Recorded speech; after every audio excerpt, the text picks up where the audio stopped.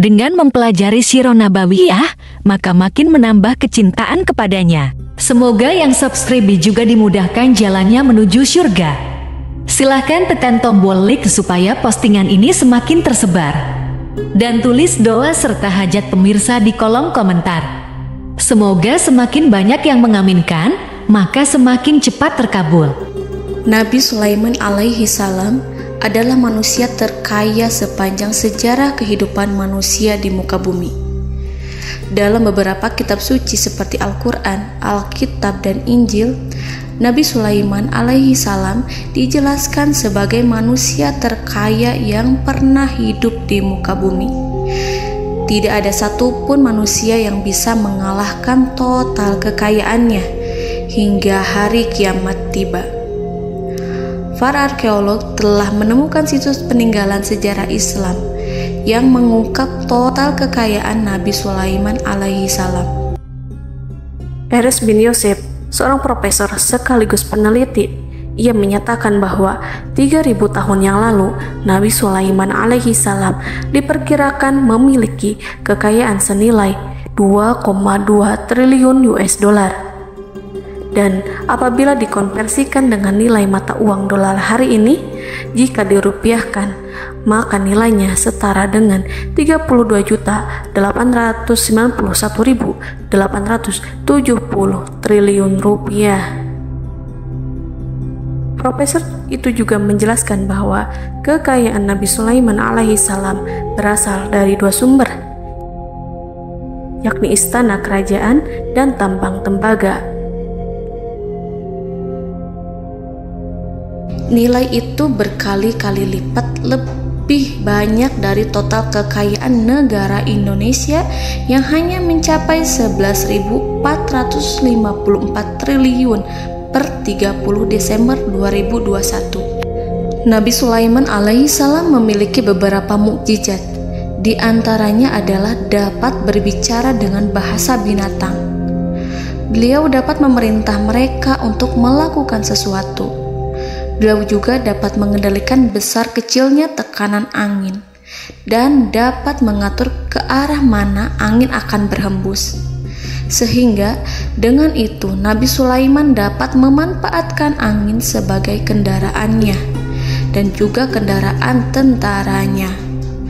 Nabi Sulaiman juga bisa melunakkan besi dan membentuknya menjadi pakaian perang yang anti tusukan senjata tajam. Nabi Sulaiman juga memimpin para jin. Mereka tunduk dan patuh pada perintah Nabi Sulaiman alaihi salam. Tidak hanya setan, iblis laknatullah yang merupakan makhluk pembangkang dapat dibuat tunduk bertekuk lutut pada perintah-perintah Nabi Sulaiman. Nabi Sulaiman bisa melakukan teleportasi, yaitu berpindah dari suatu tempat ke tempat yang lain dalam waktu singkat. Peristiwa itu dibuktikan dengan pemindahan singgasana Ratu Balqis atas perintah Nabi Sulaiman. Nabi Sulaiman dikenal sebagai raja yang adil dan bijaksana. Nabi Sulaiman diberkahi kecerdasan yang luar biasa untuk menyatu padukan segenap kekuatan yang Allah berikan kepadanya. Ia mengelola dan membawa kerajaannya menjadi kekuatan raksasa yang tak terkalahkan di masanya dengan segenap kemampuan yang dimilikinya. Tentara Nabi Sulaiman adalah tentara terkuat di bumi tanpa ada yang menandingi. Pertanyaan mendasar yang muncul kali ini adalah dari mana sumber kekayaan dan kekuatan Nabi Sulaiman alaihi salam? Untuk mendapat jawaban dari pertanyaan itu, simak video ini sampai akhir. Sebelum itu, mari bantu channel ini terus berkembang dengan cara subscribe dan nyalakan tanda loncengnya. Berikan komentar yang positif dan berikan like serta share video ini. Bismillahirrahmanirrahim. Sungguh kami benar-benar telah menganugerahkan ilmu kepada Daud dan Sulaiman. Keduanya berkata, segala puji bagi Allah yang melebihkan kami dari kebanyakan hamba-hambanya yang mukmin. Sulaiman telah mewarisi Daud dan dia berkata, wahai manusia, kami telah diajari untuk memahami bahasa burung dan kami dianugerahi segala sesuatu. Sesungguhnya semua ini benar-benar karunia yang nyata. Quran Surat An-Naml ayat 15-16. Saudara-saudaraku yang dirahmati Allah, pada ayat di atas disebutkan bahwa Sulaiman telah mewarisi Daud. Nabi Sulaiman mewarisi Nabi Daud dalam sisi kenabian dan kekuasaan, bukan mewarisi harta, karena para nabi tidak mewariskan harta. Sebab sepeninggalan mereka, harta para nabi menjadi sedekah bagi orang-orang yang ada di sekitarnya, yaitu orang-orang fakir dan orang-orang yang membutuhkan. Dan harta para nabi tidak dikhususkan bagi kalangan keluarganya. Rasulullah Shallallahu Alaihi Wasallam bersabda, "Kami para nabi tidak mewariskan." Nabi Sulaiman mewarisi kenabian dari Nabi Daud. Ini adalah hal yang jelas. Allah telah memilihnya sebagai nabi dari Bani Israel. Begitu juga Allah telah memberinya kekuasaan kerajaan sehingga ia menjadi pemimpin Bani Israel. Barangkali sesuatu yang paling penting yang diwarisi oleh Nabi Sulaiman dari Nabi Daud adalah tradisi militer. Kemajuan militer yang dahsyat telah berpindah kepada Nabi Sulaiman. Nabi Daud sebenarnya adalah seorang pengembala kambing yang sangat miskin, tetapi seiring dengan perjalanan waktu, ia menjadi komandan pasukan tiada tanding. Nabi Daud alaihi salam mengetahui bahwa kekuatan hakiki yang mengatur alam semesta adalah kekuatan Allah. Ketika Nabi Daud mengelurkan tangannya dan memegang potongan batu, lalu beliau melemparkannya dengan ketepel ke arah Jalut, kepala Jalut retak dan ambruk menghantam tanah. Ini sebagai bentuk demonstrasi kekuatan darinya. Kehadiran Nabi Daud mengubah pasukan Bani Israel, di mana mereka sebelumnya lari jika berhadapan dengan musuh. Maka kini keberadaan mereka mulai diperhitungkan di masa hidupnya. Nabi Daud mengalami peperangan yang sangat banyak, tapi Al-Quran tidak menceritakan secara terperinci. Hal itu dikarenakan karena Al-Quran adalah kitab dakwah di jalan Allah, bukan kitab sejarah. Al-Quran hanya menceritakan di dalam Al-Quran surat Shad ayat 20, "Dan kami kuatkan kerajaannya, kerajaan Daud." Ayat tersebut berarti bahwa Nabi Daud belum terkalahkan dalam peperangan yang diikutinya. Di samping dukungan yang Allah berikan kepadanya, juga pasukan dan rakyatnya, di mana mereka adalah orang-orang yang bertauhid, menyerahkan diri kepada Allah. Allah Subhanahu wa Ta'ala mengajarkan kepada Nabi Daud hal-hal yang menjadikan pasukannya memiliki keistimewaan yang dengannya mereka dapat mengalahkan pasukan-pasukan lain, pasukan-pasukan besar yang ada di bumi pada saat itu. Allah Subhanahu wa Ta'ala berfirman dalam surat Saba ayat 10, "Dan kami telah melunakkan besi untuknya." Baju besi mungkin akan menjadi masalah dalam benak kita. Ketika orang-orang yang berperang, baju besi cukup mengganggu gerakan mereka. Kita bisa membayangkan ketika ada dua orang berperang, salah satu dapat bergerak bebas, sementara yang lainnya tidak leluasa bergerak karena tertahan dengan pakaiannya. Namun, dengan kekuasaan Allah, Nabi Daud dapat melunakkan besi dan membuat baju besi yang ringan, yang mudah untuk digunakan. Ini adalah kemajuan penting yang Allah berikan kepada Nabi Daud dan tentaranya. Kemajuan itu kemudian diajarkan, diwariskan dan dimiliki oleh Nabi Sulaiman alaihi salam. Nabi Sulaiman memiliki pasukan dahsyat yang melebihi pasukan manapun di bumi saat itu, atau bahkan mungkin saat ini. Bahkan Allah menambahkan karunia-Nya kepada Nabi Sulaiman yang disebutkan dalam Al-Quran surat An-Naml ayat 16. Dan Sulaiman telah mewarisi Daud, dan dia berkata, "Wahai manusia, kami telah diberi pengertian tentang suara burung, dan kami diberi segala sesuatu. Sesungguhnya ini benar-benar suatu karunia yang nyata." Saudara-saudaraku yang dirahmati Allah, pada suatu hari Nabi Sulaiman alaihi salam menengadahkan tangannya dan berdoa kepada Allah Subhanahu wa ta'ala. Antara hati Nabi dan Allah tidak ada penghalang, tidak ada jarak, tidak ada sekatan waktu, tidak ada satupun dari para nabi yang berdoa kepada Allah kecuali doanya pasti dikabulkan. Doa Nabi Sulaiman alaihi salam direkam dalam Al-Quran surat Shad ayat 35. Nabi Sulaiman berkata, "Ya Tuhanku, ampunilah aku, anugerahkanlah kepadaku kerajaan yang tidak dimiliki oleh seorang pun sesudahku." Nabi Sulaiman menginginkan dari Allah sesuatu kerajaan yang belum pernah diperoleh oleh siapapun setelahnya. Allah Subhanahu wa ta'ala mengabulkan doa Nabi Sulaiman dan memberinya kerajaan tersebut. Nabi Sulaiman mewarisi kekuasaan, kenabian, hikmah ilmu dari Nabi Daud alaihi salam.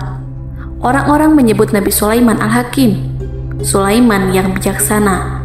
Kebijaksanaan Nabi Sulaiman tidak terbatas pada keadilannya di tengah-tengah manusia dan juga kasih sayangnya kepada mereka.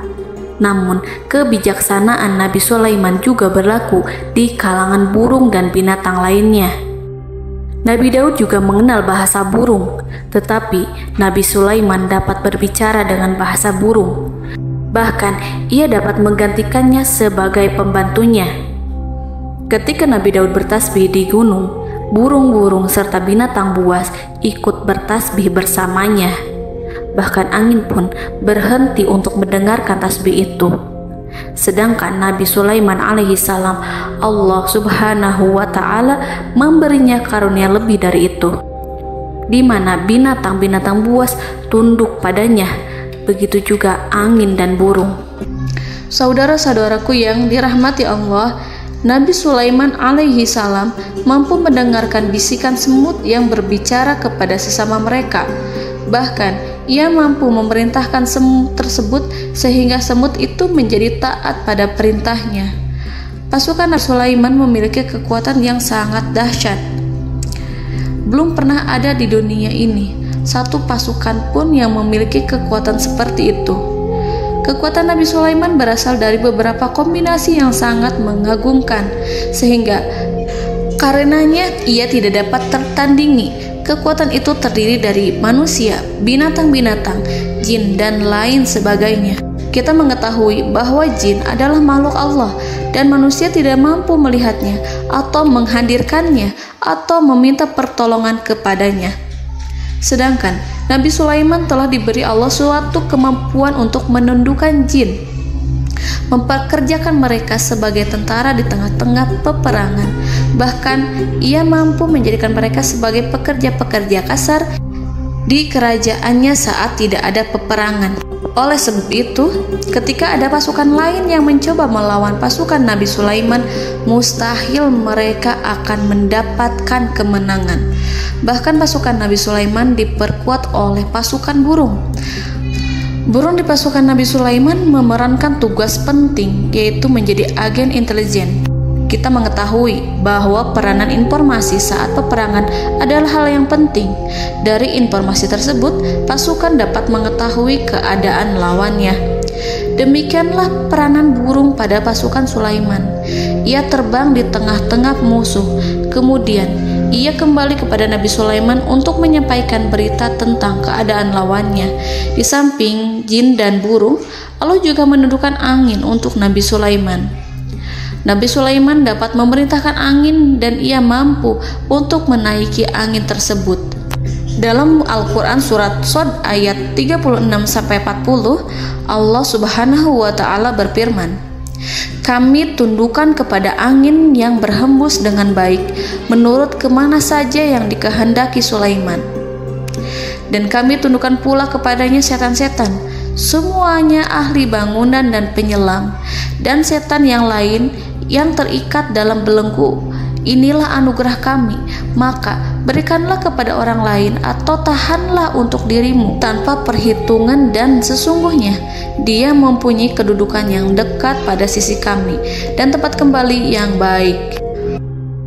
Saudara-saudaraku yang dirahmati Allah, Allah Subhanahu wa Ta'ala juga memberikan kemampuan yang tak seorang pun dari para nabi mendapatkannya, yaitu kemampuan untuk memerintah setan.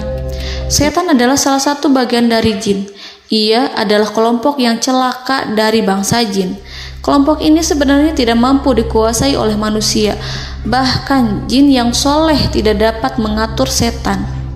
Adapun Nabi Sulaiman, Allah telah memberinya kekuasaan untuk menundukkan setan dan mempekerjakannya, bahkan mengikatnya dengan rantai serta menghukumnya jika ia menentang pada perintahnya.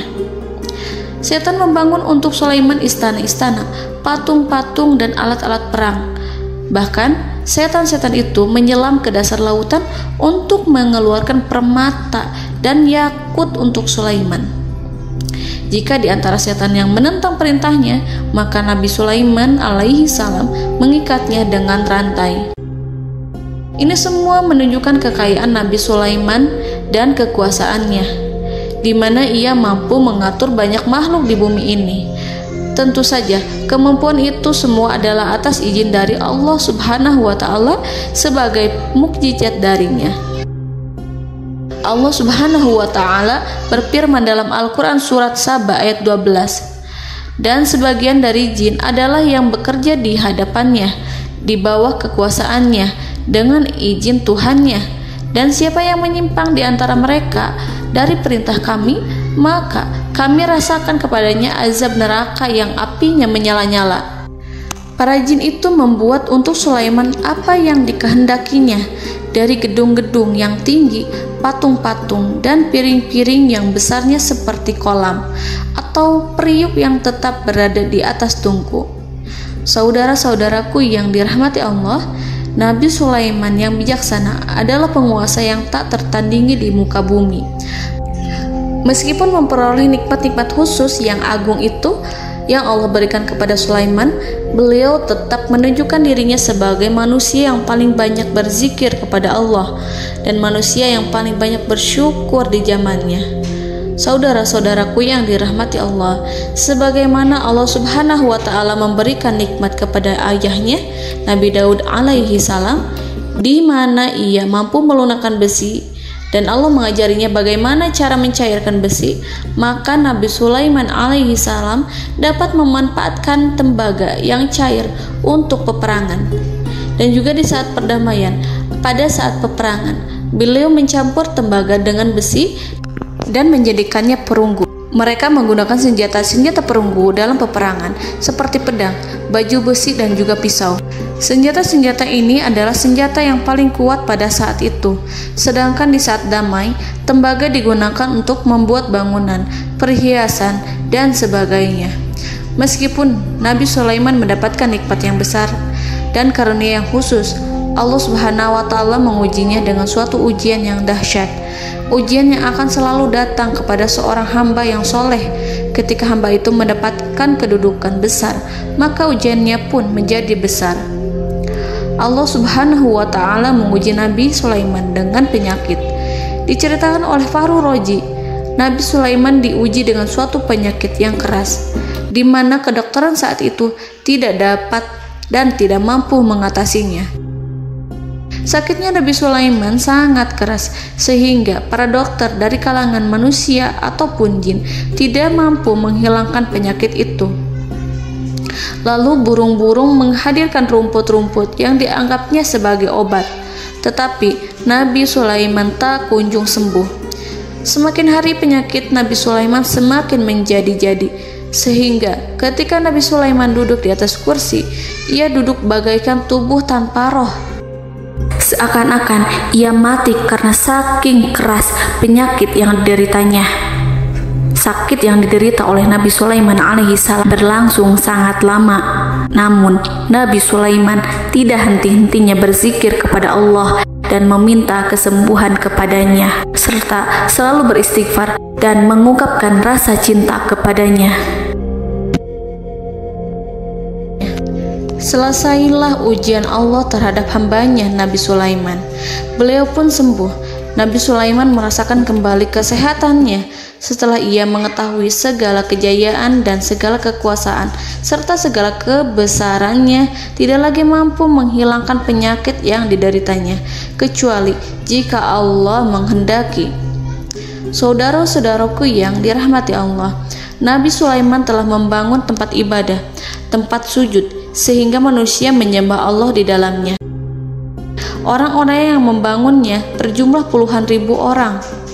Tentu setiap kelompok dari mereka memiliki pekerjaan masing-masing.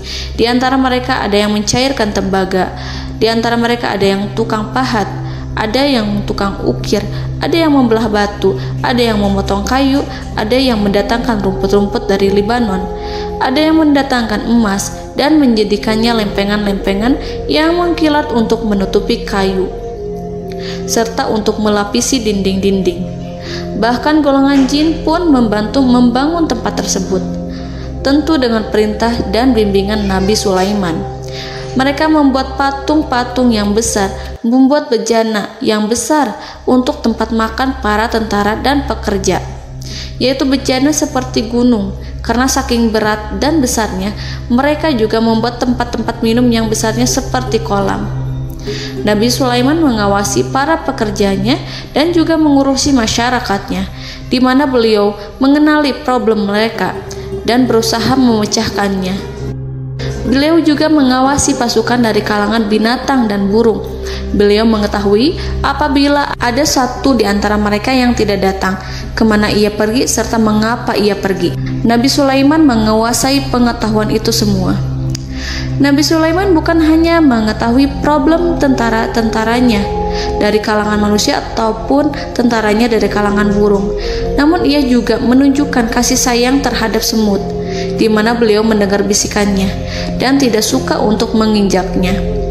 Nabi Sulaiman selalu menundukkan kepalanya ke bumi sebagai bentuk rasa rendah diri dan syukur kepada Allah.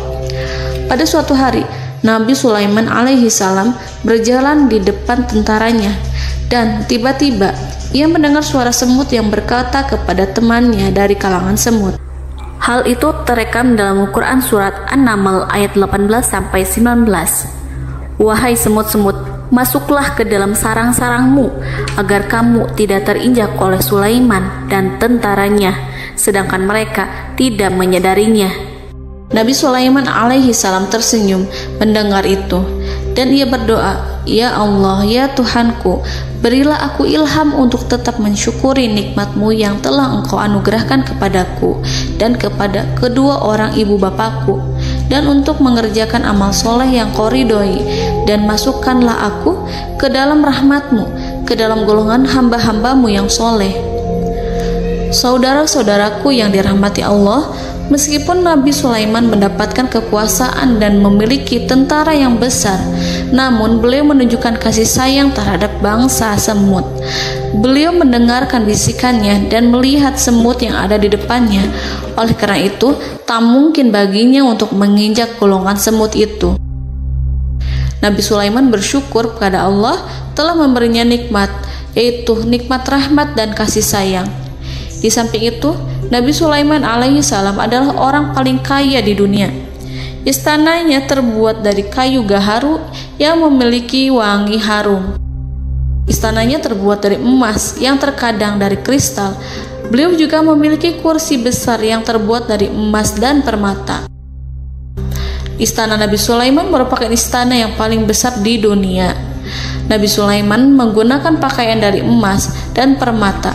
Meskipun demikian, Nabi Sulaiman tetap menunjukkan sebagai hamba yang berserah diri dan rendah diri di hadapan Allah Subhanahu wa Ta'ala. Nabi Sulaiman yang merendahkan diri di hadapan Allah, ia selalu sujud kepada Allah, sebagaimana ayahnya yang selalu bertasbih pada Allah. Nabi Sulaiman selalu melantunkan lagu-lagu cinta ilahi dan hanya memuji Allah Subhanahu wa Ta'ala. Pada suatu hari, Nabi Sulaiman alaihi salam mengeluarkan perintah kepada pasukannya untuk bersiap-siap. Kemudian, Nabi Sulaiman keluar dan memeriksa pasukannya satu demi satu. Kelompok yang pertama adalah kelompok manusia. Nabi Sulaiman memperhatikan kesiapan mereka. Lalu Nabi Sulaiman mengeluarkan perintah-perintah kepada mereka. Kemudian Nabi Sulaiman memeriksa kelompok jin dan menyampaikan perintahnya kepada mereka. Beliau memenjarakan jin yang tampak bermalas-malasan saat bekerja. Lalu beliau memeriksa binatang dan berkata kepada mereka, apakah mereka sudah makan dengan baik? Apakah mereka tidur dengan nyenyak? Apakah ada yang mengadu pada mereka, misalkan karena penyediaan makanan yang tidak layak? Apakah ada di sana yang sakit dan lain sebagainya? Ketika Nabi Sulaiman merasa puas dengan semuanya, Nabi Sulaiman memasuki tenda tempat berkumpulnya para burung. Nabi Sulaiman alaihi salam kemudian memasuki tenda tersebut, mengamati keadaan di sekitarnya, sehingga beliau mengetahui bahwa ada satu burung yang tidak hadir, yaitu burung hudhud. Mengapa aku tidak melihat burung hudhud? Burung-burung yang lain tampak terdiam sebagai penghormatan, dan mereka mendengarkan apa yang akan dikatakan pemimpin mereka. Nabi Sulaiman mengarahkan pandangannya pada semua burung dan tidak menemukan burung hudhud di antara mereka. Tak seekor burung pun yang mengetahui keberadaannya. Burung hudhud absen pada apel wajib kali ini. Nabi Sulaiman mulai menampakkan kemarahannya. Tiba-tiba, seekor burung kecil memberanikan diri untuk berkata kepada Nabi Sulaiman, "Wahai Nabi yang mulia, seharusnya hudhud ada bersamaku kemarin untuk melaksanakan tugas penyelidikan. Ia adalah pemimpin misi itu. Namun, burung hudhud belum datang. Oleh karena itu, aku tidak pergi bersamanya." Burung itu tampak gemetar. Nabi Sulaiman mengetahui bahwa hudhud tidak hadir dan tak seorang pun mengetahui kemana ia pergi. Burung hudhud pergi tanpa izin terlebih dahulu. Dalam keadaan marah, Nabi Sulaiman berkata, "Sungguh aku benar-benar akan mengazabnya dengan azab yang sangat keras atau benar-benar menyembelihnya, kecuali jika ia benar-benar datang kepadaku dengan alasan yang jelas." Kawanan burung-burung mengetahui bahwa Nabi Sulaiman sedang marah dan telah menetapkan untuk menyiksa burung hudhud atau menyembelihnya atau justru memaafkannya dengan syarat ia datang dengan membawa alasan yang dapat menyelamatkannya, atau dengan kata lain, burung hudhud dapat memastikan bahwa ia melaksanakan tugas yang penting. Nabi Sulaiman menunjukkan kemarahan yang besar sehingga siapapun akan merasa takut kepada Nabi Sulaiman yang marah. Nabi Sulaiman kemudian pergi dari tempat burung tersebut. Nabi Sulaiman masih memikirkan keadaan burung hudhud. Seharusnya burung hudhud menjadi bagian penting dari badan intelijen.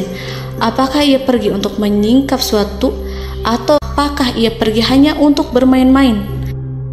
Nabi Sulaiman telah memperhatikan dan mengetahui bahwa burung hudhud adalah seekor burung yang cerdik dan juga fasih berbicara.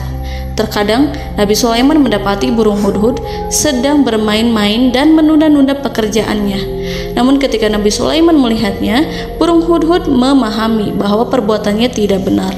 Oleh karena itu, ia tidak boleh menyampur adukan antara waktu serius dan waktu bermain. Tidak lama setelah itu, burung hudhud tiba di tempat para burung. Burung-burung yang lain berkata kepadanya, "Wahai hudhud, pergilah engkau ke tempat Nabi Sulaiman. Jika ia mengetahui bahwa engkau telah sampai, jiwamu benar-benar terancam." Mendengar itu, burung hudhud segera beranjak. Ia terbang menemui Nabi Sulaiman. Pada waktu itu, Nabi Sulaiman sedang duduk bersama tentaranya yang lain. Burung hudhud berdiri. Ia telah merencanakan untuk memulai pembicaraan dengan Nabi Sulaiman sebelum Nabi Sulaiman bertanya kepadanya kemana dia pergi. Ini sebagai bukti bahwa hudhud telah melaksanakan suatu tugas yang penting. Dalam Al-Quran Surat An-Naml ayat 22, burung hudhud berbicara, "Aku telah mengetahui sesuatu yang kamu belum mengetahuinya, dan kubawa kepadamu dari negeri Saba suatu berita penting yang diyakini seakan-akan burung hudhud hendak berkata, 'Aku adalah hudhud yang miskin, tapi aku mengetahui apa yang tidak engkau ketahui, dan aku telah datang kepadamu dari kerajaan Saba dengan membawa berita yang sangat penting.'" Nabi Sulaiman tampak terdiam menunggu hudhud menyelesaikan kisahnya. Dalam surat An-Naml ayat 23-24, burung hudhud berkata, Sesungguhnya aku menjumpai seorang wanita yang memerintah mereka. Dia dianugerahi segala sesuatu serta mempunyai singgasana yang besar. Aku mendapati dia dan kaumnya menyembah matahari selain Allah. Dan setan-setan telah menjadikan mereka memandang indah perbuatan-perbuatan mereka, lalu menghalangi mereka dari jalan Allah, sehingga mereka tidak mendapat petunjuk. Burung hudhud diam. Nabi Sulaiman merasa bahwa hudhud menunjukkan kepasihan lisannya. Nabi Sulaiman berkata dalam Quran surat An-Naml ayat 27 sambil menunjukkan senyum manisnya. Nabi Sulaiman berkata, "Akan kami lihat apakah kamu benar wahai hudhud, ataukah kamu termasuk orang-orang yang berdusta." Seakan-akan burung hudhud ingin mengatakan, "Aku tidak berbohong, wahai Nabi yang mulia." Namun diamnya Sulaiman membuat takut sehingga burung hudhud terdiam. Nabi Sulaiman terdiam karena berpikir, lalu ia memutuskan sesuatu setelah itu. Beliau melihat kepada lainnya dan meminta secari kertas. Nabi Sulaiman menulis surat singkat dan menyerahkannya kepada hudhud serta memerintahkan kepadanya seperti yang dikatakan dalam Quran surat An-Naml ayat 28. "Pergilah dengan membawa suratku ini, lalu jatuhkanlah kepada mereka, kemudian berpalinglah dari mereka, lalu perhatikanlah apa yang mereka bicarakan." Al-Quranul Karim hanya menceritakan dalam Quran surat An-Naml bagaimana perginya hudhud dan bagaimana ia menyerahkan surat itu. Lalu Al-Quran langsung menyebut keadaan kerajaan Balqis yang saat itu sedang membaca surat di depan para pembesar kerajaan dan para menterinya. Dalam Al-Quran surat An-Naml ayat 29-31 berkatalah Balqis, "Wahai pembesar-pembesar, sesungguhnya telah dijatuhkan kepadaku sebuah surat yang mulia. Sesungguhnya surat ini dari Sulaiman, dan sesungguhnya isinya dengan menyebut nama Allah yang Maha Pengasih lagi Maha Penyayang, bahwa janganlah kalian berlaku sombong terhadapku, dan datanglah kepadaku sebagai orang yang berserah diri." Saudara-saudaraku yang dirahmati Allah, dalam surat tersebut Nabi Sulaiman menyebutkan supaya mereka menyerahkan diri dan tunduk kepada perintah Nabi Sulaiman. Nabi Sulaiman memerintahkan agar mereka meninggalkan penyembahan terhadap matahari. Nabi Sulaiman tidak mempersoalkan akidah mereka dan tidak memuaskan mereka dengan apapun. Nabi Sulaiman hanya memerintahkan bahwa ia berada di atas kebenaran. Bukankah ia didukung kekuatan yang berlandaskan keyakinan yang dimilikinya? Nabi Sulaiman hanya memerintahkan mereka agar tunduk dan patuh kepadanya. Ratu Sabak menyampaikan surat tersebut di tengah-tengah kaumnya. Dalam Quran surat An-Naml ayat 32 dijelaskan, "Dan berkatalah Balqis, wahai para pembesar, berilah aku pertimbangan dalam urusanku ini. Aku tidak pernah memutuskan sesuatu persoalan sebelum kamu berada dalam majelisku." Saudara-saudaraku yang dirahmati Allah, para pembesar istana Balqis menentang surat tersebut. Isi surat itu membangkitkan kesombongan kaum Sabak, di mana mereka merasa lebih kuat. Mereka mengetahui bahwa di sana ada seorang yang mencoba menentang mereka dan mengisyaratkan peperangan kepada mereka. Lalu ia meminta kepada mereka untuk memenuhi syarat-syaratnya sebelum terjadinya peperangan dan kekalahan. Dalam surat An-Naml ayat 33, mereka menjawab, "Kita adalah orang-orang yang memiliki kekuatan dan juga memiliki keberanian yang sangat besar dalam peperangan. Dan keputusan berada di tanganmu, wahai rajaku. Maka pertimbangkanlah apa yang akan kamu perintahkan." Saudara-saudaraku yang dirahmati Allah, para pembesar kaum Sabak seakan ingin berkata, "Kita siap untuk melaksanakan perang." Tampaknya ratu itu memiliki kebijakan yang lebih baik dari pembesar kaumnya. Surat Sulaiman itu membuatnya berpikir lebih jernih dan lebih berhati-hati. Ia berusaha sebisa mungkin menghindari peperangan. Ratu itu berpikir dalam tempo yang lama. Nama Sulaiman tidak diketahuinya dan ia pun belum pernah mendengarnya. Oleh karena itu, Ratu kaum Sabak tidak mampu mengetahui dan mendeteksi seberapa besar kekuatan Nabi Sulaiman. boleh jadi Nabi Sulaiman memiliki kekuatan yang dahsyat sehingga ia mampu memerangi kekuasaannya dan mengalahkannya. Kemudian ratu memperhatikan apa yang ada di sekelilingnya. Ia melihat kemajuan masyarakatnya dan juga kekayaannya. Barangkali ia mengira bahwa Nabi Sulaiman iri terhadap kemajuan dan kekayaannya itu, sehingga Nabi Sulaiman ingin menyerangnya. Setelah mempertimbangkan isi surat Nabi Sulaiman dengan cermat, Ratu Saba memilih untuk tidak bersikap ceroboh dan bodoh. Ratu lebih suka untuk menggunakan bahasa kelembutan. Ia mengirim kepada Nabi Sulaiman suatu hadiah yang besar. Ratu mengira bahwa Nabi Sulaiman seorang yang ambisius, yang boleh jadi ia telah mendengar tentang kekayaan kerajaan Saba. Para utusan pergi dengan membawa hadiah dari Ratu Saba. Ratu berharap agar mereka dapat memasuki kerajaan Nabi Sulaiman dan akan mengetahui kondisi kerajaannya. Saat mereka pulang, Ratu ingin mendengar secara langsung dari mereka tentang bagaimana keadaan kaum Nabi Sulaiman dan pasukannya. Setelah mendapatkan informasi yang cukup, maka Ratu Balqis dapat membuat sesuatu keputusan yang tepat. Ratu menyembunyikan apa yang terlintas dalam pikirannya, lalu ia berbicara kepada pembesar istananya bahwa ia dapat menyingkap niat jahat Raja Sulaiman melalui cara mengirimkan hadiah kepadanya. Ratu lebih memilih cara tersebut dan menunggu reaksi dari Nabi Sulaiman. Ratu berhasil memuaskan para pembesar istana, dan untuk sementara ia menghilangkan ide untuk berperang.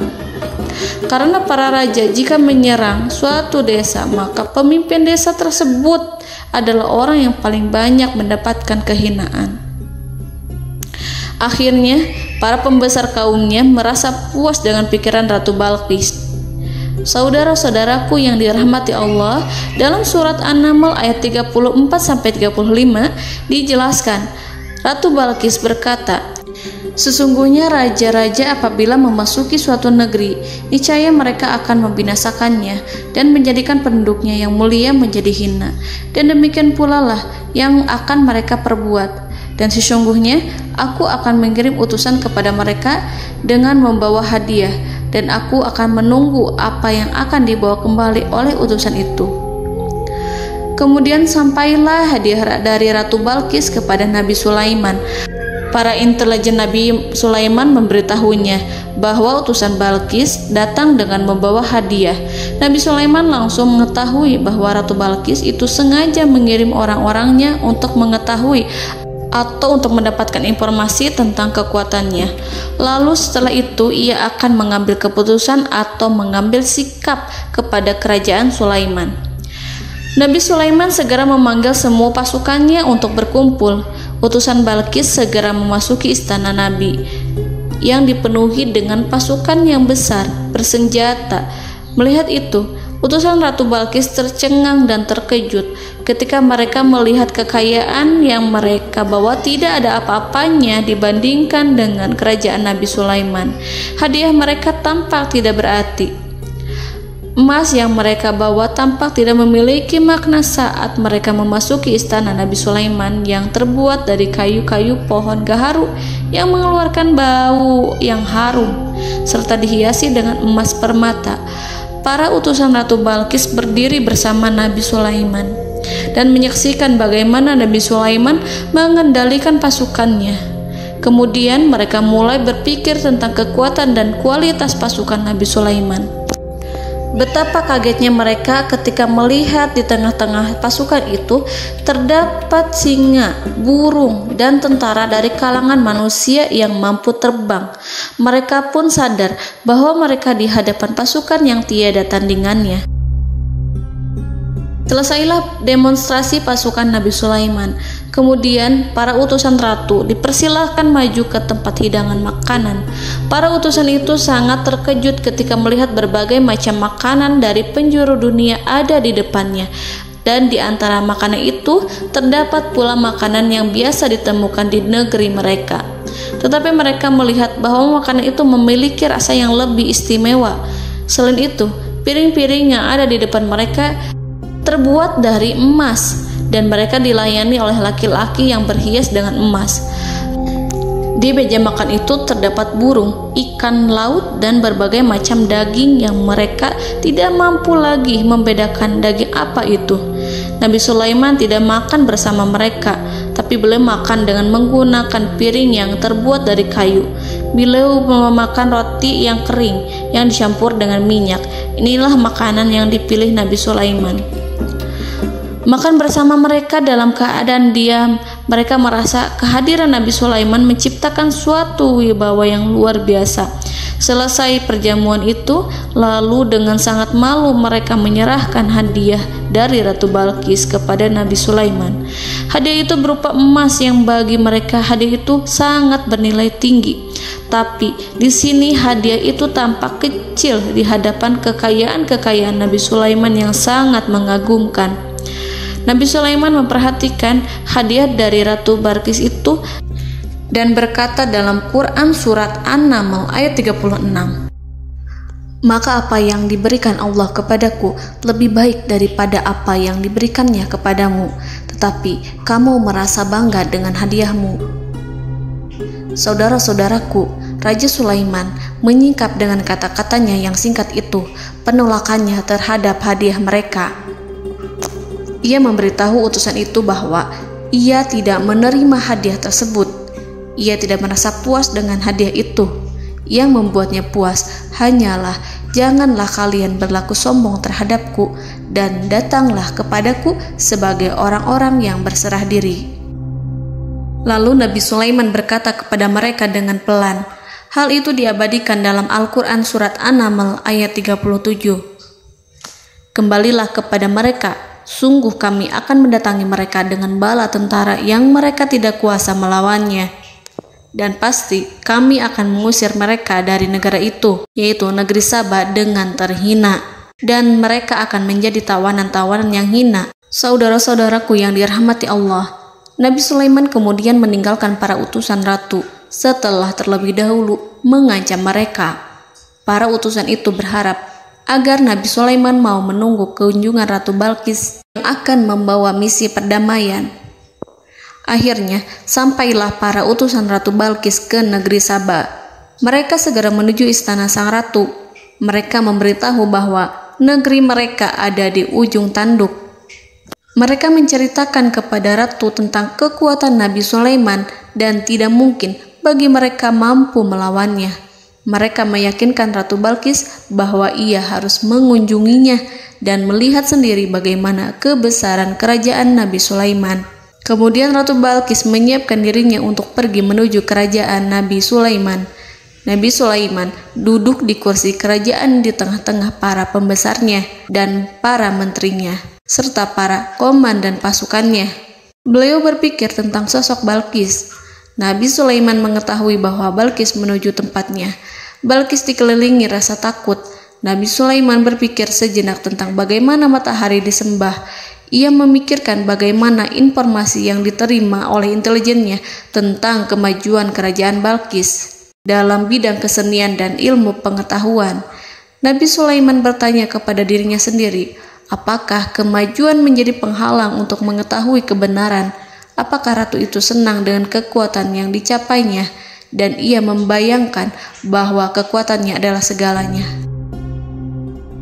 Dengan kemajuan yang dimilikinya, Nabi Sulaiman ingin membuat kejutan agar ratu mengetahui bahwa Islam yang diyakini oleh Nabi Sulaiman adalah satu-satunya yang mampu mendatangkan kemajuan dan kekuatan yang hakiki, sehingga ia dapat membandingkan antara keyakinannya dalam menyembah matahari beserta kemajuan yang dicapainya dengan keyakinan Nabi Sulaiman beserta kemajuan yang diraihnya.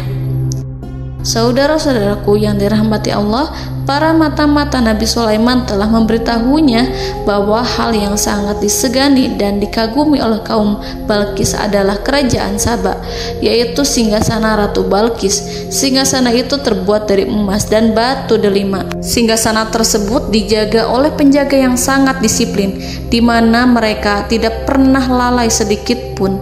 Oleh karena itu, sangat tepat apabila Nabi Sulaiman menghadirkan singgasananya di sini, di kerajaannya.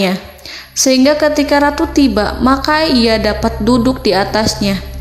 Nabi Sulaiman ingin membuat kejutan kepadanya dan menunjukkan bahwa kemampuannya tersebut yang berlandaskan pada keislaman. Nabi Sulaiman melakukan yang demikian itu dengan harapan agar si ratu tunduk kepadanya. Ide itu terlintas dalam diri Nabi Sulaiman. Lalu ia mengangkat kepalanya dan menoleh kepada anak buahnya. Hal itu diabadikan dalam Quran Surat An-Naml ayat 38. Wahai para pembesar, siapakah di antara kamu sekalian yang sanggup membawa singgasananya kepadaku sebelum mereka datang kepadaku sebagai orang-orang yang berserah diri? Saudara-saudaraku, perhatikanlah ungkapan pikiran Nabi Sulaiman tersebut. Semua pemikirannya berkisar tentang keislaman para penyembah matahari, tentang bagaimana beliau dapat memberikan petunjuk kepada mereka di jalan Allah. Yang pertama menjawab pertanyaan Nabi Sulaiman adalah jin Ifrit. Dalam Quran Surat An-Naml ayat 39, berkatalah Ifrit yang cerdik dari golongan jin, "Aku akan datang kepadamu dengan membawa singgasana itu sebelum kamu berdiri dari tempat dudukmu. Sesungguhnya aku benar-benar kuat untuk membawanya, lagi dapat dipercaya." Nabi Sulaiman berdiri dari tempat duduknya. Setelah 1 jam atau 2 jam, jin itu berjanji kepadanya untuk menghadirkan singgasana Balkis. Sebelum itu, istana Nabi Sulaiman di Palestina, sedangkan istana Balkis terletak di Yaman. Antara singgasana tersebut dengan singgasana Nabi Sulaiman berjarak lebih dari ribuan mil. Barangkali pesawat yang cepat sekalipun yang kita kenal hari ini tidak akan mampu membawa dan mendatangkan istana itu dalam waktu 1 jam. Tetapi masalahnya di sini, berhubung dengan kekuatan jin yang serba misterius, Nabi Sulaiman tidak mengomentari sedikit pun terhadap apa yang dikatakan oleh Ifrit. Nabi Sulaiman tampak menunggu tanggapan lain yang mampu menghadirkan singgasana Balkis yang lebih cepat dari jin Ifrit. Nabi Sulaiman menoleh kepada seorang yang di sana, yang duduk di atas naungan. Hal itu diceritakan dalam Al-Quran Surat An-Naml ayat 40. Berkatalah seseorang yang mempunyai ilmu dari Alkitab, "Aku akan membawa singgasana itu kepadamu sebelum matamu berkedip." Maka tatkala Sulaiman melihat singgasana itu terletak di hadapannya, ia pun berkata, "Ini termasuk karunia Tuhanku untuk menguji aku. Apakah aku akan bersyukur atau mengingkari nikmatnya? Dan barang siapa yang bersyukur, maka sesungguhnya dia bersyukur untuk kebaikan dirinya sendiri. Dan barang siapa yang ingkar, maka sesungguhnya Tuhanku maha kaya lagi maha mulia." Saudara-saudaraku, belum lama seseorang yang mempunyai ilmu dari Alkitab menyatakan kalimatnya, sehingga singgasana itu tiba-tiba ada di depan Nabi Sulaiman, yang mampu menghadirkan singgasana itu lebih cepat dari kedipan mata. Al-Quranul Karim tidak menyingkap kepribadian seseorang yang menghadirkan singgasana itu. Al-Quran hanya menggarisi bahwa orang itu mempunyai ilmu dari Alkitab. Al-Quran tidak menjelaskan kepada kita apakah ia seorang malaikat ataukah manusia ataukah jin. Al-Quran sengaja tidak menyingkap hakikat kitab yang dimaksud. Saudara-saudaraku yang dirahmati Allah, setelah melihat singgasana itu, Nabi Sulaiman bersyukur kepada Allah. Ia mulai memperhatikan singgasana sang ratu. Singgasana tersebut merupakan simbol pembangunan dan juga kemajuan, tetapi tampaknya ia hanya sesuatu yang biasa saja jika dibandingkan dengan kekuasaan dan kebesaran ciptaan yang dibuat oleh manusia dan jin di kalangan istana Nabi Sulaiman. Nabi Sulaiman memikirkan dalam tempo yang sangat lama singgasana Ratu Balkis itu. Kemudian beliau memerintahkan agar singgasana itu diperbaiki, sehingga saat Ratu Balkis datang, dia akan mengujinya. Apakah Ratu Balkis dapat mengenali singgasananya ataukah tidak?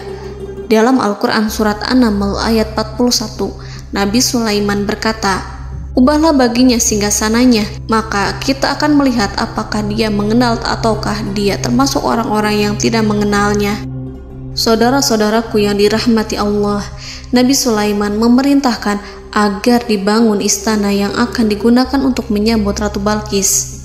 Nabi Sulaiman memilih tempat di laut, dan ia memerintahkan agar dibangun suatu istana di mana sebagian besarnya terdiri dari air laut. Nabi Sulaiman memerintahkan agar lantainya itu terbuat dari kaca yang tebal dan kuat, sehingga orang-orang yang berjalan di atas istana itu akan dapat melihat di bawahnya ada ikan-ikan berwarna-warni yang berenang-renang. Dan mereka akan melihat rumput-rumput laut yang bergerak-gerak. Akhirnya, selesailah pembangunan istana itu. Saking bersihnya kaca lantainya, sehingga tampak di sana tidak ada kaca. Burung hudhud memberitahu Nabi Sulaiman bahwa Balqis telah sampai dekat kerajaannya. Kemudian Ratu Balqis datang. Al-Quran tidak menyebutkan keadaan Nabi Sulaiman saat menyambut Balqis, namun Al-Quran menunjukkan dua sikap Ratu Balqis. Yang pertama, bagaimana sikap Balqis ketika pertama kali melihat singgasananya yang datang mendahuluinya, padahal ia telah meninggalkan pengawalannya untuk tetap setia menjaga singgasananya itu. Keadaan kedua adalah keadaan di depan istana yang dibangun untuk penyambutan Balqis. Istana itu penuh dengan permata yang berenang-renang di bawahnya ikan-ikan. Dalam Quran Surat An-Naml ayat 42 dijelaskan, dan ketika Balqis datang, ditanyakanlah kepadanya, "Serupa inikah singgasanamu?"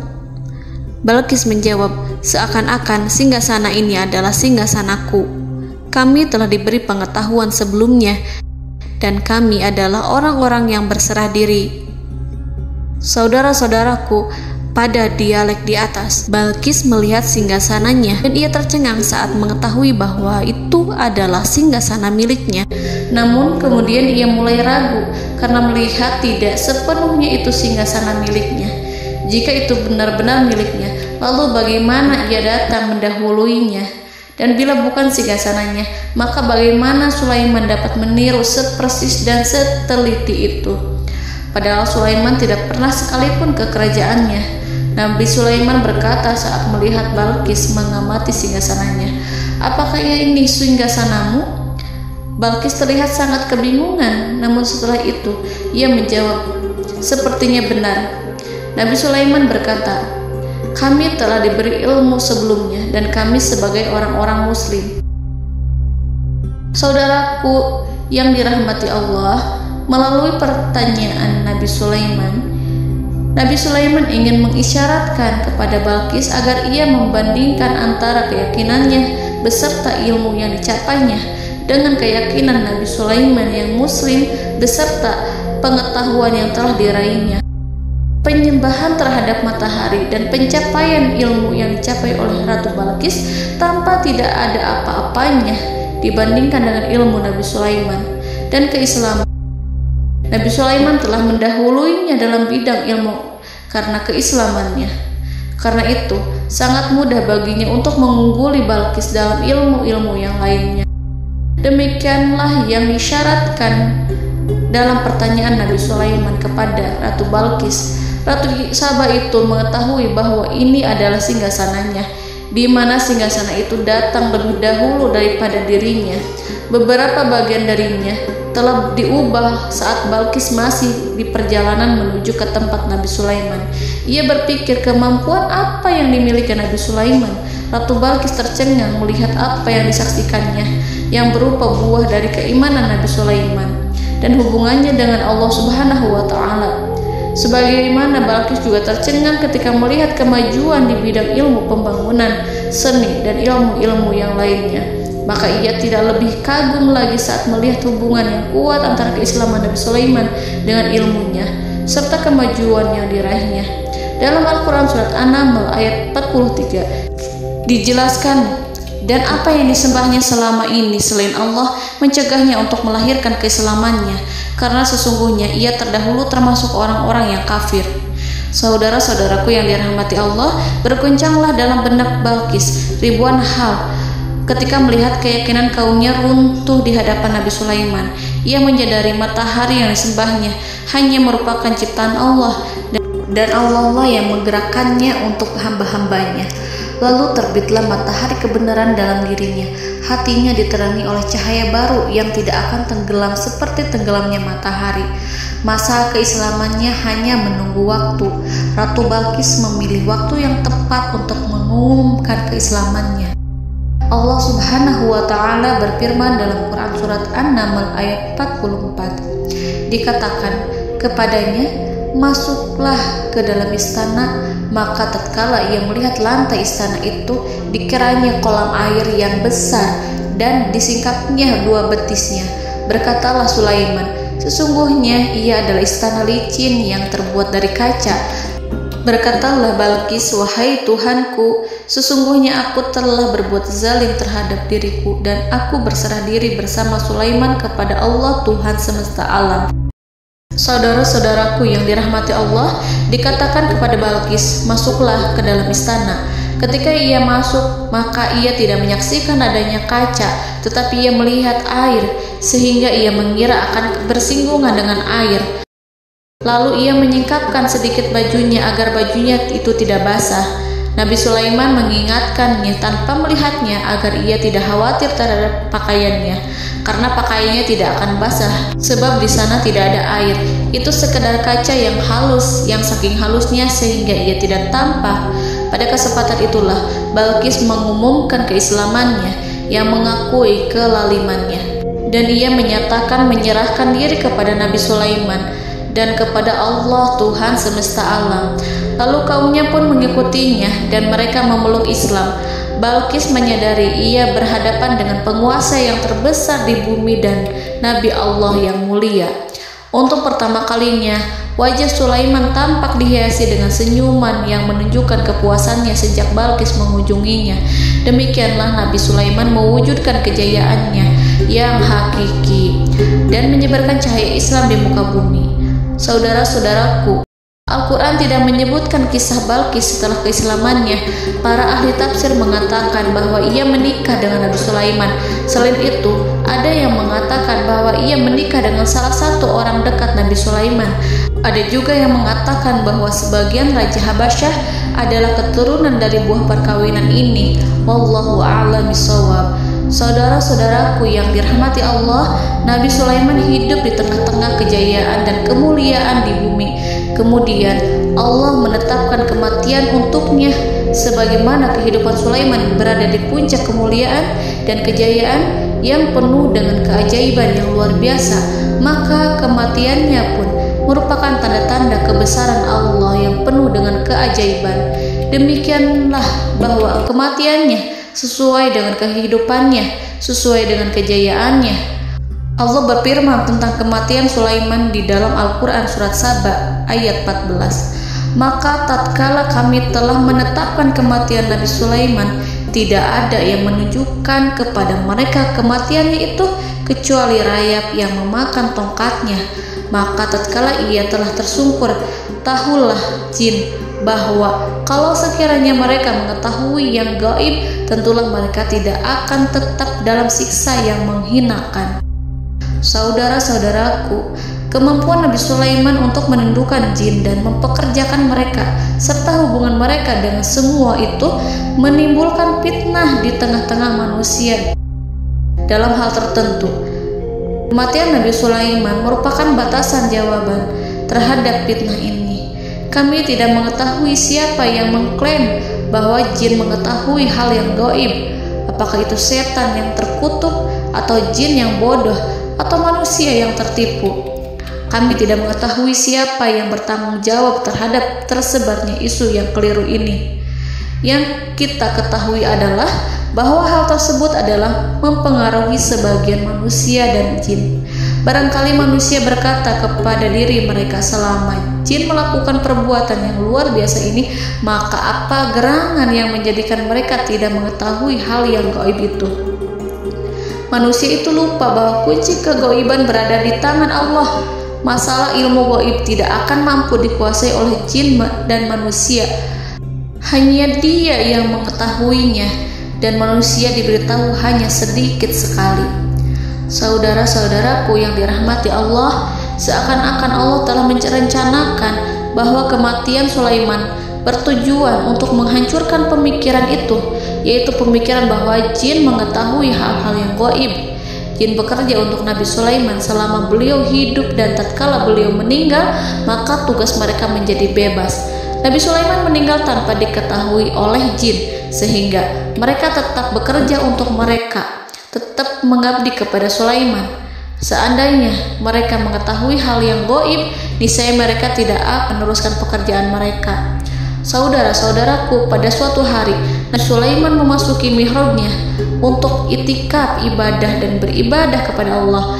Tak seorang pun yang berani mengganggu khalwatnya. Mihrab Sulaiman terletak di puncak gunung dan dindingnya terbuat dari permata. Pada suatu hari, Nabi Sulaiman duduk bersandar pada tongkatnya dan ia tampak tenggelam dalam tafakur. Beliau berzikir pada Allah hingga rasa kantuk menguasainya. Lalu setelah itu malaikat maut menemuinya. Nabi Sulaiman pun meninggal. Beliau bersandar kepada tongkatnya. Jin melihatnya dan mengira bahwa beliau sedang sholat, sehingga mereka pun terus melanjutkan pekerjaannya. Berlalulah hari demi hari yang panjang. Datanglah rayap, yaitu semut kecil yang memakan kayu. Hewan itu mulai memakan tongkat Nabi Sulaiman. Rayap itu tampak lapar. Sebagian dari tongkat Nabi Sulaiman dimakan beberapa hari oleh rayap itu. Ketika yang dimakannya semakin bertambah, maka tongkat itu pun menjadi rusak dan kemudian jatuh dari tangan Nabi Sulaiman alaihi salam. Tubuh mulia itu kehilangan keseimbangan dan kemudian jatuh terhempas di bumi. Tatkala tubuh suci itu tersungkur, maka manusia segera menuju ke arahnya. Mereka menyadari dan mengetahui bahwa Nabi Sulaiman telah meninggal dalam waktu yang lama. Jin menyadari bahwa mereka tidak mengetahui hal yang gaib, dan manusia pun mengetahui hakikat ini. Seandainya jin mengetahui hal yang gaib, niscaya ia tidak akan meneruskan siksa yang hina. Mereka tidak akan bekerja kepada Sulaiman. Demikianlah Nabi Sulaiman alaihi salam meninggal dalam keadaan duduk dan sholat di mihrabnya. Lalu berita itu tersebar bagaikan api di bumi. Manusia, burung, dan binatang buas mengantarkan jenazah Nabi Sulaiman. Sekawanan burung tampak sedih dan menangis. Semua makhluk bersedih.